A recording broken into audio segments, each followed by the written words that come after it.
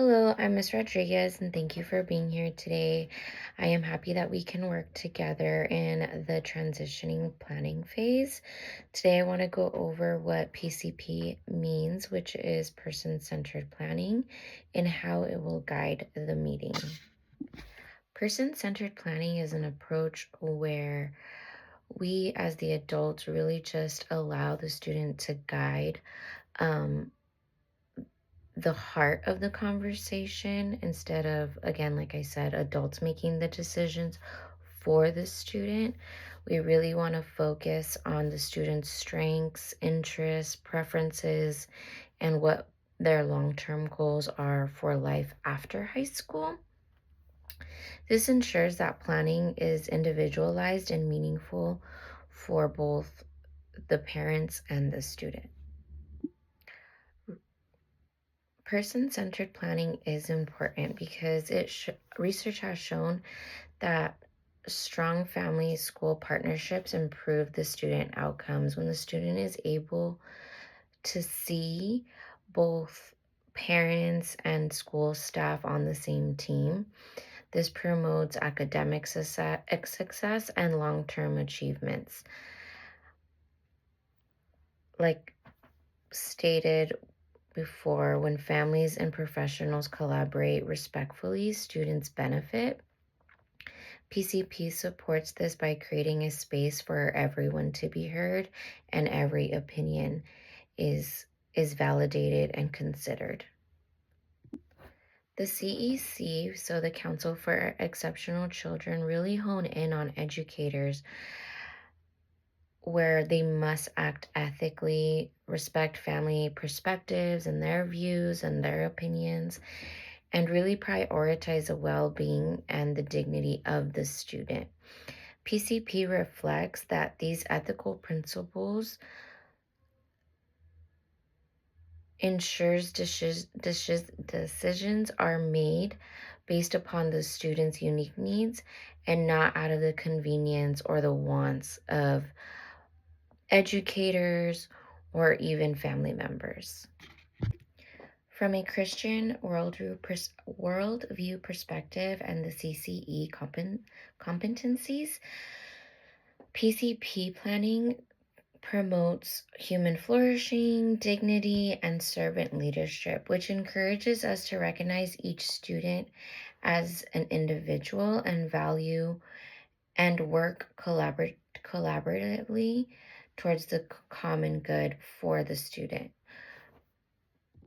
This is also making sure that us as educators, we are putting forth the student and making sure they have an environment where they feel safe, they feel empowered, families feel respected, and decisions are guided by compassion and wisdom.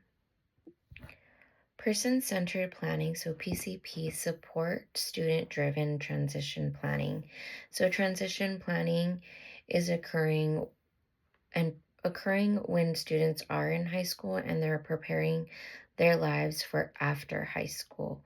And so PCP really encourages us to focus on what the students want to do after high school, whether that being going to college, possibly a career training school, employment, or perhaps for our SDC kids, hoping and planning to do independent living.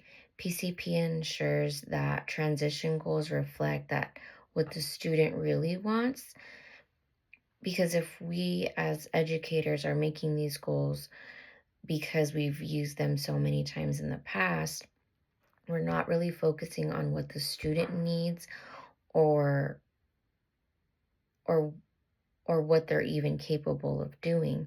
When we focus on PCP, we're really allowing the student to voice their opinion and self-advocate for themselves on what their needs are. Um, and this really, it just builds on what their dreams and their aspirations are. When we practice PCP effectively and correctly, and we try our best to strive to focus solely on the student's needs, a few of the things are: one, we're preparing ahead of time and by gathering input and intel and different maybe possible questions that might occur from yourself, the student, and family. Two, we're going to identify the student's strengths, interests, and preferences because, again, that is going to be our main focus for the PCP meeting. Three, we're going to discuss long term goals for education, employment, and independent living. Four, we'll be reviewing the data, so data that has been collected through academic process, assessments, and transition assessments. Five, which I think is probably most important, is developing measurable goals and action steps for the goals. And six, ensuring everyone understands their responsibilities and their roles moving forward.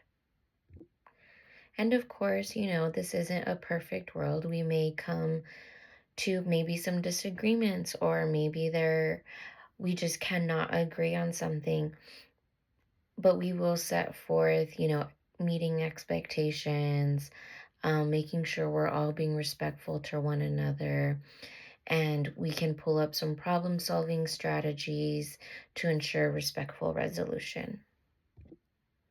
So, those of us that will be participating in the meeting would be myself, the case manager, the special education teacher, um, you as the student, parents and guardians, a general education teacher, whether that be a math teacher, history teacher, English teacher, your school counselor, maybe a transition specialist, along with related service providers. So, if your son or daughter was receiving speech therapy, occupational therapy, things of that nature, then those people would also be joining us in the meeting.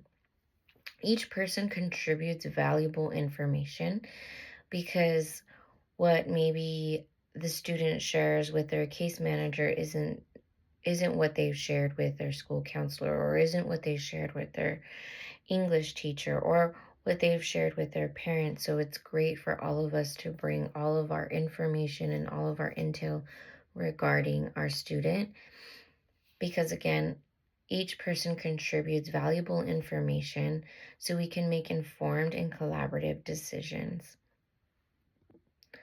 All in all, PCP truly does make us focus on the student and make it a really engaging and impactful meeting, not only for the student but for family members who get to hear all the positive and progress that their student has made, rather than just a stack of paperwork, which, yes, that is very important. But I think it's more meaningful when we bring the student and allow the student to lead us to where they want to go later in life. Thank you for partnering with me in this important work.